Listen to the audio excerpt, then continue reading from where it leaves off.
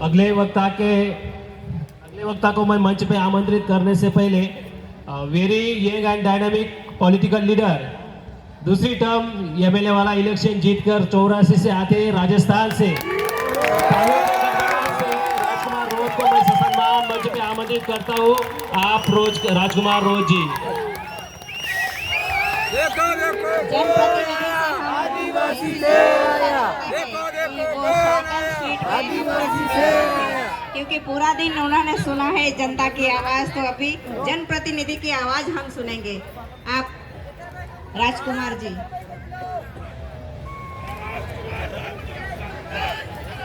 हम तुम्हारे साथ हैं। इसके बाद अगर मध्य प्रदेश से झूमा दीदी सोलंकी है जो विधायक है तो तैयार रहे जी। आप राजकुमार जी। सबको जय जवाहर। थकान तो महसूस नहीं हो रही है?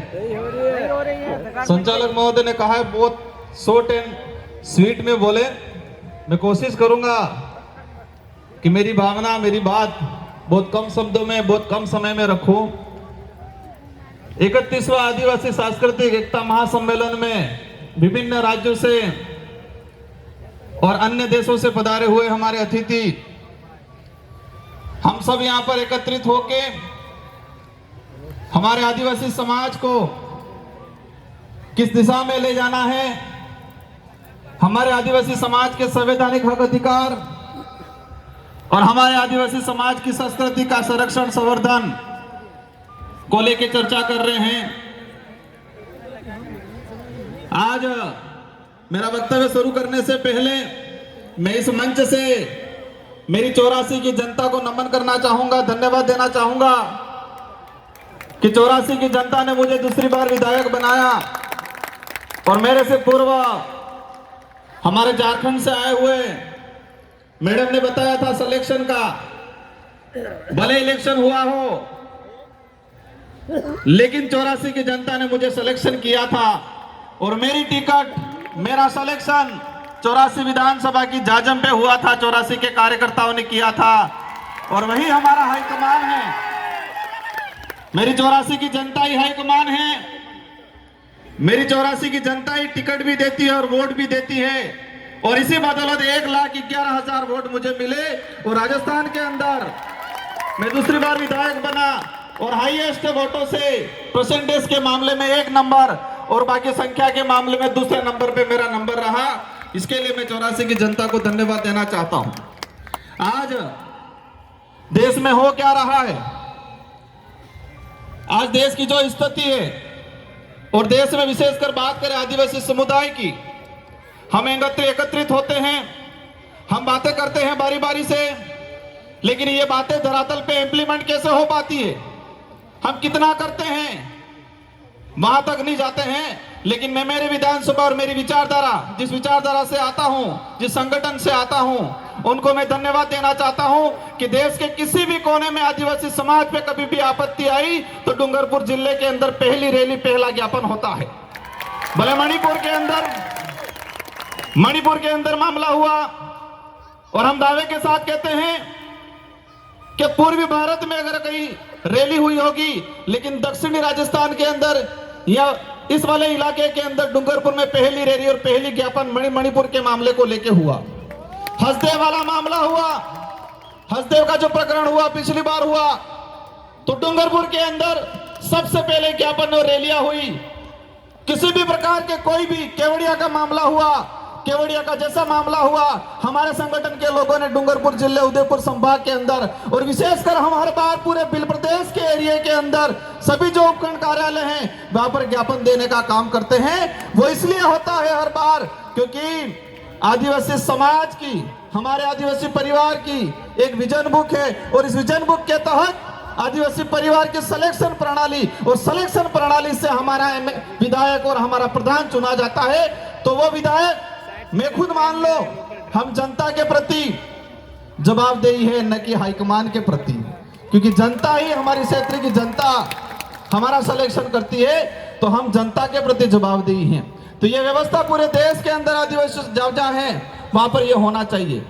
आज हम बातें कर रहे हैं कि हमारे पूर्वज ने इतना बलिदान दिया, मैं एक बात बोलना चाहूंगा कि हम कुछ कर पाए नहीं कर पाए, लेकिन इतना काम जरूर करना है कि हमारे पूर्वजों ने जो व्यवस्था बनाई है, हमारे पूर्वजों ने जो लड़ झगड़ के लाखों बलिदान दे के ये जो संवैधानिक प्रावधान जो हमको दिए हैं, जो शेड्यूल 5 या शेड्यूल 6 का है, और इन प्रावधानों के तहत हमको आदिवासी होने का प्रमाण पत्र मिलता है, और वो प्रमाण पत्र मिलता है तब हम एमएलए एमपी बनते हैं। अगर वो प्रमाण पत्र नहीं मिलता तो हम एमएलए एमपी नहीं बनते। तो मैं एक बात कहना चाहूंगा, नया कुछ कर पाओ नहीं कर पाओ, लेकिन हमारे पूर्वजों ने जो हमारे लिए करके गए हैं, जो लाखों बलिदान दिया है, देश के इतिहास के अंदर देखा जाए तो आदिवासी समाज ने सबसे ज्यादा बलिदान दिया है। भले उस समय राजा रजवाड़े हो, मुगल हो, अंग्रेज हो, लाखों बलिदान देने के बाद इस संविधान के अंदर हमारे संवैधानिक प्रावधान मिले हैं। जो कल्चर बचा हुआ है, जो हमारी पहचान बची हुई है, वो भी हमारे पुरखों की बदौलत बची हुई है। तो हम नया कुछ नहीं कर पाएंगे ऐसा लगता है, लेकिन जो हमारे पुरखों जो हमको विरासत में दे के गए हैं, कम से कम उसका संरक्षण करने का काम जरूर करना। मुझे लगता है देश के अंदर जो हालात हैं, हमारे समाज के जो जनप्रतिनिधि हैं, हमारे समाज के जो सर्टिफिकेट लगा के कर्मचारी बने हैं, उनको समाज की बात आती है तब समय नहीं मिलता है, लेकिन उनकी लुगाई के लिए घाघरा लेने जाना होता है, पूरे बाजार में 4-5 दुकानें घूम जाएंगे वो।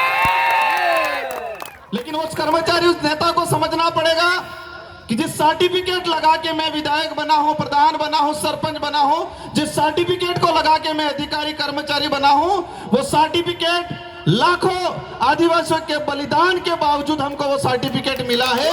ये बात समझनी पड़ेगी। आज आंदोलन हो रहे देश के अंदर, जहां पर जहां आपत्ति आई, आज हसदेव को लेके हो रहा है। हम हसदेव के आसपास से लोग आके मंच पे हम समाज की बात कर लेते हैं, लेकिन उसके लिए लड़ कितना रहा है पूरे देश के अंदर। जो आने वाली पीढ़ी है, वर्तमान जो युवा है, हमारे जो बुजुर्ग हैं, उनके अंदर भावना डालनी पड़ेगी कि देश के किसी भी कोने में कहीं पर भी आदिवासियों पे आपत्ति आई तो हम सबको पूरे देश में एक साथ, एक ही दिन, एक ही समय हमें ज्ञापन देना पड़ेगा, रैलियां निकालनी पड़ेगी। तब लगेगा कि देश के अंदर आदिवासी समाज एकजुटता हुआ है, एकता के सूत्र में बांधा गया है, ये तब लगेगा। आज देखता हूं मैं आंदोलन की बात, आज यूसीसी समान नागरिक संहिता, मैं इसकी बात इसलिए कह रहा हूं कि मेरे पूर्व पैसा एक्ट की बात हुई, मेरे पूर्व 13 का की बात हुई, लेकिन समान नागरिक संहिता अगर देश में लागू होती है तो क्या पैसा एक्ट पे असर नहीं पड़ेगा? मैं सवाल करना चाहूंगा कि यूसीसी लागू होती है तो क्या हमारे संवैधानिक प्रावधान शेड्यूल 5, शेड्यूल 6, एट्रोसिटी एक्ट, पैसा एक्ट, इस पे क्या हमारा असर नहीं पड़ेगा? लेकिन इसके लिए हम नहीं बोल रहे हैं। हमें समय नहीं गुजारना है, हमें टाइम पास नहीं करना है, हमें आने वाली पीढ़ी के लिए लड़ झगड़ के, हमारे पूर्वजों ने जो बलिदान दे के जो प्रावधान किए हैं, उनका संरक्षण करने का काम करना है। आज आंदोलन की बातें होती है, आंदोलन धीरे धीरे सड़कों से, धीरे धीरे कलेक्ट्रियों से खत्म होने लग गया, सोशल मीडिया पे आ गया है आंदोलन।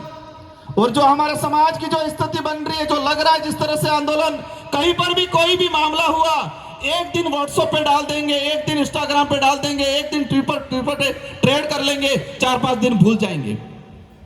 और ये मानसिकता है, समझना पड़ेगा, एक साइकोलॉजी गेम है। देश के अंदर जो लोग जिस तरह से आदिवासी समाज के खिलाफ कानून बना रहे हैं, उन लोगों ने पहले से हमारी मानसिकता को पढ़ लिया है कि ये लोग कुछ समय कुछ होगा, विरोध होगा, विरोध होने के बाद कुछ आवश्यकता वाली बात, सुविधा फेंक देंगे और ये लोग आवश्यकता के लिए भागेंगे। आज देख रहे हैं हम, एक दिन होता है, 2 दिन होता है, लेकिन सड़कों से आंदोलन, कलेक्ट्रेट से आंदोलन, विधानसभा से आंदोलन खत्म हो रहा है। और यही स्थिति रही 10 साल बाद। किसी भी मामलों को लेके किसी सड़क पे 5 लोग आंदोलन नहीं करेंगे, सोशल मीडिया पे लाखों आंदोलन कर लेंगे। और बड़े बड़े लीडर भी ये देखते हैं सुबह शाम कि मेरे कितने फैन फॉलोअर हैं, 2-4 लाख हो गए, 5 लाख हो गए तो अपने आप बड़ा लीडर मान लेता है वो। किसमें मानते, समाज सेवी किसमें मानने लग गए हम कि फेसबुक, इंस्टाग्राम, ट्विटर पे हमारे फॉलोवर बढ़ गए तो हम बड़े समाज सेवी हो गए, यही मान रहे हैं आज। और इसी पे आंदोलन हो रहा है।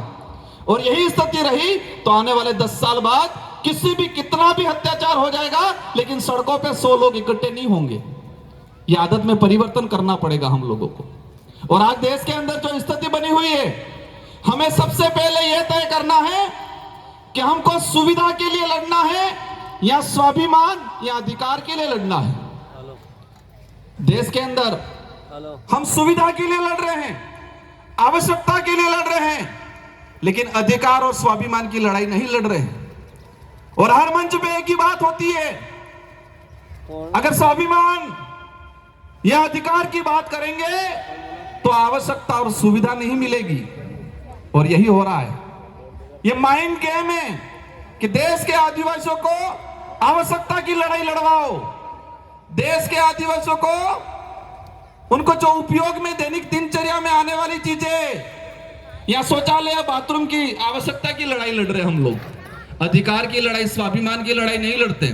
और कई मंचों पे देखा है मैंने, आवश्यकता की बात करो सब स्वीकार करेंगे, लेकिन अधिकार और स्वाभिमान की बात करते हैं तो वहां पर लगता है ये बात नहीं करनी चाहिए।